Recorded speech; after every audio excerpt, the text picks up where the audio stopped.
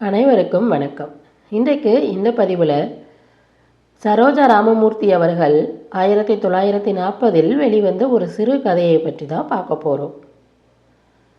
இந்த கதை ரொம்பவே சோகமான ஒரு கதை. அதாவது, விருப்பமில்லாத ஒரு பெண்ணை ஒருத்தன் மணந்து கொண்டதால் அந்த பெண் அதனால் எவ்வளோ கஷ்டப்படுறாங்கிறது தான் இந்த கதை நமக்கு சொல்லுது. ஆழ்ந்து உயின்று கொண்டிருக்கும் அவள் உண்மையிலேயே உறங்குகிறாளா அல்லது தன்னிலை மறந்து கிடக்கிறாளா என்பது அவனுக்கு புரியவில்லை. அவளை ஏக்கத்துடன் உற்று பார்த்து பெருமூச்சு விட்டான் கண்ணன். பனியில் நனைந்து வெளுத்திருக்கும் மலரில் சிதறி கிடக்கும் பனித்துளிகள் போல் அவள் முகமெங்கும் வியர்வை துளிகள் அரும்பியிருந்தன. துவண்ட மேனியலாக ஒரு கையை தலைக்கு மேலாக மடித்து கொண்டு மற்றொரு கையை மார்பின் மீது துவளவிட்டு அவளும் பஞ்சனையில் துவண்டு கிடந்தாள். அவள் அழகிதானா? அவள் கருப்பில்லையா? கண்ணன் தன்னையே கேட்டுக்கொண்டு அவளை உற்று கவனித்தான். காலம் கடந்த கேள்வி என்பதையும் அவன் உணரத்தான் செய்தான்.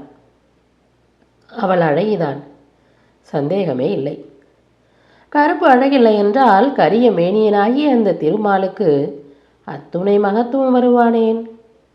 அவன் தங்கை பார்வதி பராசக்தி அல்லவா? வையமெல்லாம் வாழ வைப்பவளும் கருப்புதானே. இதோ கட்டிலில் கண்கவரும் இந்த பாமா தன்னிலே நிறைவு பெற்று பார்ப்பவர்களையும் நிறைவு பெற செய்யும் அடக்கமான அழகி. ஆனால் 6-7 வருஷங்களுக்கு முன் கண்ணனுக்கு இது ஒன்று விளங்கவே இல்லை. அவள் கரிய நிறம்தான், அது மட்டுமில்லை, ஒற்றை நாடியான தேக அமைப்பு, தலை நிறைய சாட்டை போல் நெளியும் கூந்தல் அழகு அந்த கருப்பின் முன் எடுபடவே இல்லையே. பாமா அவன் அறையில் முதலாக காலடி எடுத்து வைத்தவுடன் ஏதோ ஒரு மிருகத்தை பார்ப்பது போல் அவன் அவளை ஏறிட்டு பார்த்தான். கோவிலில் இருக்கும் விளக்கு பெண் ஒன்று அசைந்தாடி நிற்பது போல் தோற்றமளித்தாள் அவள். வெட்கம் வேறு அவளை சூழ்ந்து கொள்ளவே தலையை குனிந்து அவள் நிமிரவே இல்லை. என்ன இது, எங்க வந்த என்ற கண்ணனின் அதட்டும் குரலில் அவள் துணுக்குற்று நிமிர்ந்தவுடன் அழகின் பூரணத்துடன் நெடிதுயர்ந்து நிற்கும் கணவனை நன்றாக பார்த்தாள் அவள். பார்த்தவள் பார்த்து கொண்டே இருந்தாள். இவர் இவ்வளவு அழகா? அம்மாடி என்று மனம் பொங்கி பூரிக்க விழிகளை தாழ்த்தி கொண்டாள் பாமா. கண்ணன் சுட்டரிப்பது போல் அவளை பார்த்தான். அதோ பார், இது என்னுடைய அறை, இங்கே உனக்கு ஒன்றும் வேலை கிடையாது, நீ போலாம் என்றான் கண்ணன். வாசற்படியை சுட்டி காட்டிய விரலின் அசைவிலே கூட வெறுப்பு நிழலாடியது. அவள் வெளியே வரவில்லை. அறையின் மூலையில் முடங்கிக் கொண்டாள். இதோ இன்று பஞ்சனையில் அமைதியாக உறங்குகிறாளே, அதே பாமாதான். இந்த பாமா வேறு. வேதனை தீயில் தன்னை அர்ப்பணம் செய்து மீளா இதய நோய்க்கு ஆளாகி இன்று கணவனின் அன்பை அடைந்தும் அனுபவிக்க முடியாமல் ஏங்கி கிடக்கிறாள். விடிய இன்னும் 2 ஜாமங்கள் இருந்தன. வெளியே புல்தரையில், இலைகளில், தென்னங்கீற்றுகளில் பனிநீர் முத்து முத்தாக பளபளத்தன. அவள் முகத்தில் அரும்பியிருந்த வியர்வை ஒற்றிவிட்டான் கண்ணன்.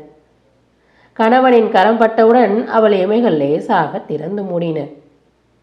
வெள்ளை வெளேரென்று வெளுத்திருந்த அந்த விழிகளில் சோகம் பொழியும் 2 கருமையான வட்டங்கள் ஒளிமங்கி புரண்டு கொடுத்தன. பாமா, பாமா, ஏதாவது சாப்பிடுகிறாயா? பழரசம் தரட்டுமா என்றான் கண்ணன். பாமா மூடிய விழிகளை திறவாமல் அவன் கொடுத்ததை சுவைத்து உதடுகளை நாக்கினால் தடவிக்கொண்டே அயர்வுடன் படுக்கையில் கிடந்தாள். கண்ணன் சாய்வு நாற்காலியில் நன்றாக நிமிர்ந்து உட்கார்ந்தான். வாழும் பொழுது நகர்வதாகவே இல்லை. நோயாளியும் இரவு பொழுதும் ஒன்றுடன் ஒன்று உறவாடி இணைந்து மெதுவாக நகர்வது போல் இருந்தது அவனுக்கு. இவளை அவன் அழகில்லை என்று அன்று ஒதுக்கிய காரணம், பெண்ணை பார்ப்பதற்கு அவனும் தானே போயிருந்தான். யாரும் அவன் கண்களை கட்டிவிடவில்லையே. வீட்டுக்கு வந்ததும், அம்மா, என்னடா சொல்கிறாய் என்று கேட்டாள். நீ என்ன சொல்ற என்றான் கண்ணன். நேரந்தான் என்று இழுத்தாள் அம்மா. அப்போ விட்டு தள்ளு, வேற பார்க்கறது என்றான் கண்ணன். தள்ளுறதா? அவர்கள் செய்கிற மாதிரி யாரும் செய்ய மாட்டாங்க. பெண்களின் கருப்பு நாளடைவில் உதிர்ந்து போகும். அதுதான் ஏதேதோ விற்கிறதே இந்த நாளில், பூசிட்டா சிவப்பாகிறா என்றாள் அம்மா. சரி, ஓ இஷ்டம் என்றான் கண்ணன். மாப்பிள்ளை அழைப்பை சாதாரணமாகவா நடத்தினார்கள்?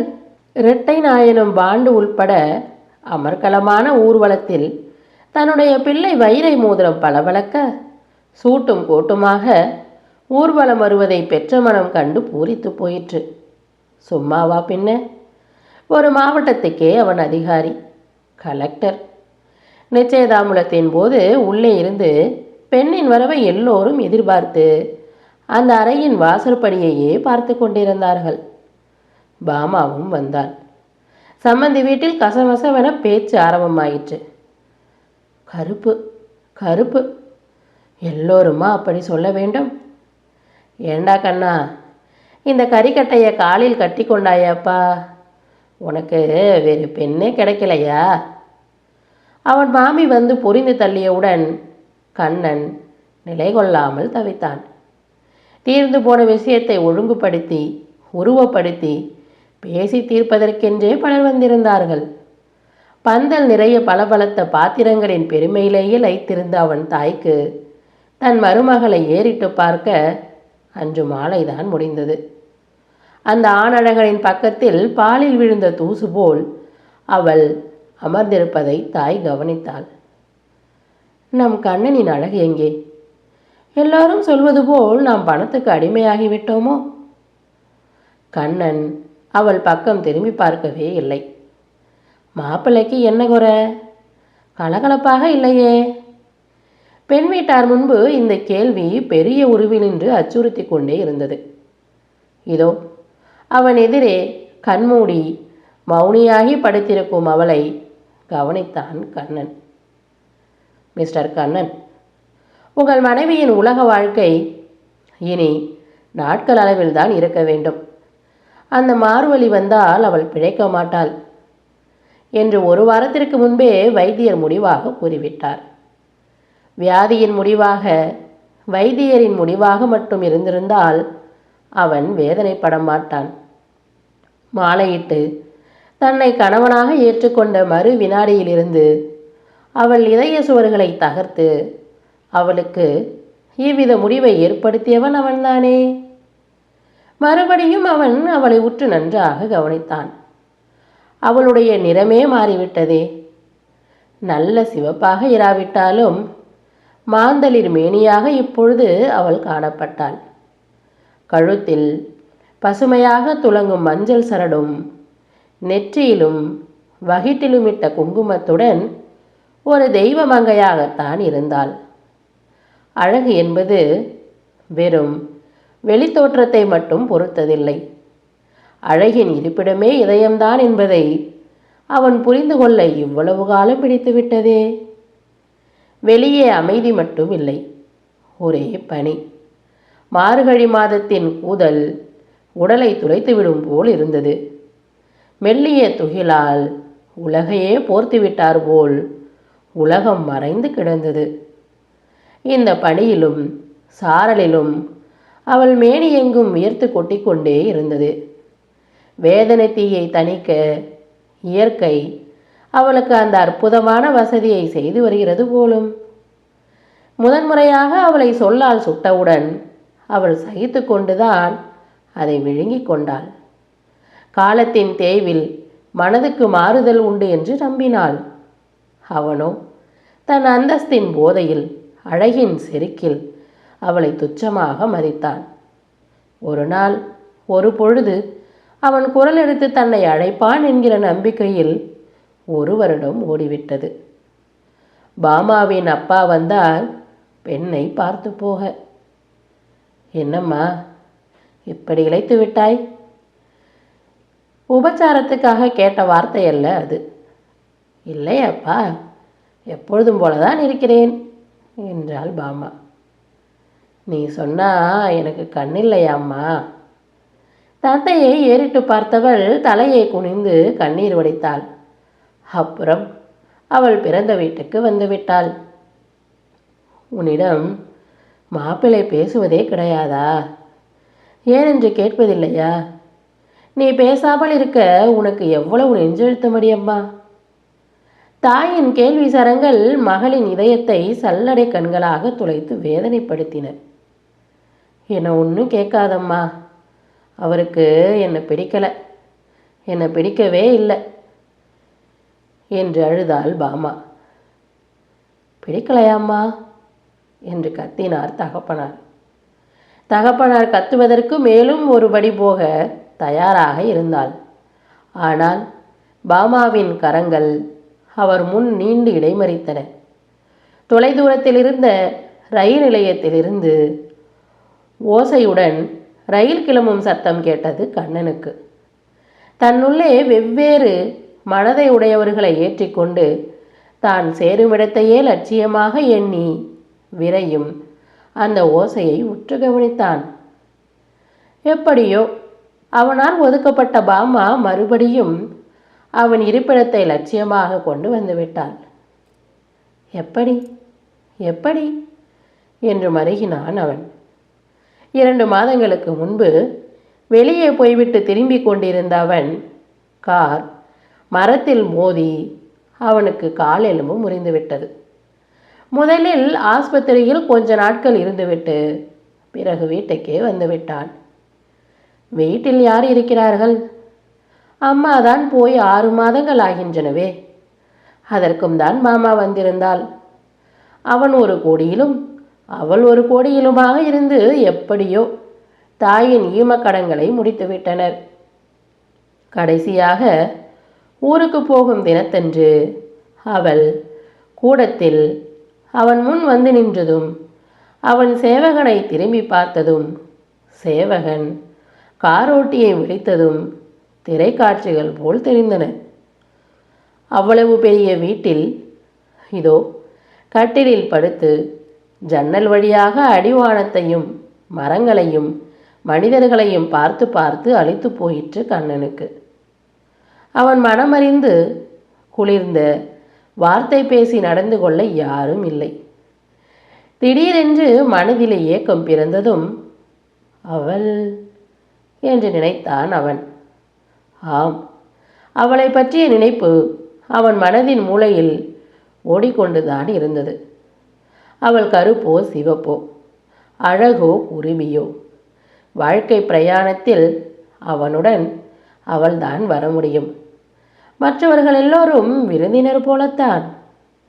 அவன் மனம் இவ்விதம் முதலாக அவளை பற்றி எண்ண தொடங்கிய போது எங்கோ ஒரு ஊரில் ஒரு வீட்டின் தாழ்வாரத்தில் தினசரி தாளில் தன் வேதனையை மறக்க முயன்று கொண்டிருந்த பாமாவுக்கு கலெக்டர் கண்ணனின் உடல்நிலை கொஞ்சம் சீரடைந்து வருவதாக செய்தி வந்திருப்பதை காண முடிந்தது. பதபதைத்தாள் அவள்.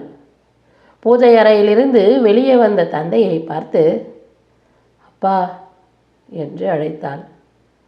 அப்பா, அவருக்கு உடம்பு சரியில்லையா, நான் போகிறப்பாங்க என்றாள் பாமா. யாருக்கு? அவனுக்கா என்று வெறுப்பாக பேசினார் அப்பா. ஆமாப்பா, போகிறேன் என்றாள் பாமா. போ போ என்றார் அப்பா. கட்டிலில் துயில் கொள்ளும் பாமா அசைந்து படுத்தாள். முத்தன வியர்வை முகமெங்கும் அரும்பி வழிந்தன. பனியிலே நனைந்த கசங்கிய மலர் காற்றில் அசைவது போல் தோற்றமளித்தாள். இந்த மலரை நான் எப்படிதான் கசக்கிவிட்டேன் என்ற துக்கம் தொண்டையை அடைக்க முணுமுணுத்தான் கண்ணன். அன்று காலொடிந்து கிடந்தவன் எதிரில் அந்த காலை நேரத்தில் தெய்வமாது போல் வந்து நின்றாள் பாமா. நீயா என்றான் கண்ணன். ஏன் வந்த என்று கேட்டு வாசலை சுட்டி காட்டி விடுவானோ என்று அச்சத்துடன் நுழைந்தவளுக்கு பதவி கிடைத்தது போல் இருந்தது. உங்களுக்கு உடம்பு சரியில்லையாமே என்றான். பிறகு இருவரும் ஒன்றுமே பேசவில்லை. பாமா அழகிதான். அவள் கருப்பாக இருந்தால் என்ன? பளிங்கான அவள் இதயத்தை அறிந்து கொள்ள பாழாகி விட்டானே அவன். அவளை அவன் நன்றாக கவனித்து பேசவே அவன் மனசாட்சி இடம் கொடுக்கவில்லை. அன்பெனும் தெய்வத்தின் முன் குரூரமுள்ள ஒரு கல் நெஞ்சன் குற்றவாளியாக நின்றிருந்தான் கண்ணன்.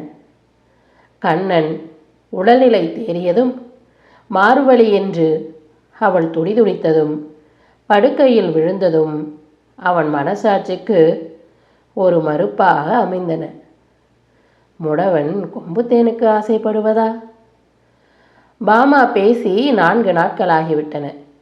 எப்பொழுதாவது கண் திறந்தால் ஆவலுடன் அவனை பார்த்துவிட்டு விழிக்கிடையில் முத்தென நீர் தேக்கி விழிகளை மூடிக்கொண்டு விடுவாள். பாமா எப்படியும் பிழைத்துவிட வேண்டும். இந்த பெரிய வீட்டுக்கும் என் இதய சாம்ராஜ்யத்துக்கும் அவள் ராணியாகிவிட வேண்டும். ஆண்டவனே, அவளை பிழைக்க வைத்துவிடு என்று வேண்டினான் கண்ணன். அவன் உள்ளக்குரல் ஓங்கி ஒலித்து ஆண்டவனை அடையும் முன்பே பாமா நீர்த்துளியில் பனிப்படர்ந்த அந்த காலை நேரத்தில் துவண்ட மலராக ஓய்ந்துவிட்டாள். அவன் வாயடைத்து மெய் விதிர்க்க சக்தி இழந்த சிவனைப் போல் நின்றான். திருமகள் நீங்கிய வைகுந்தமாக அந்த வீடு மௌன சோகத்தில் ஆழ்ந்திருந்தது. இத்துடன் இந்த கதை நிறைவடைந்தது. அடுத்து வரும் பதிவில் மற்றும் ஒரு நல்ல கதையுடன் சந்திப்போம். நன்றி, வணக்கம்.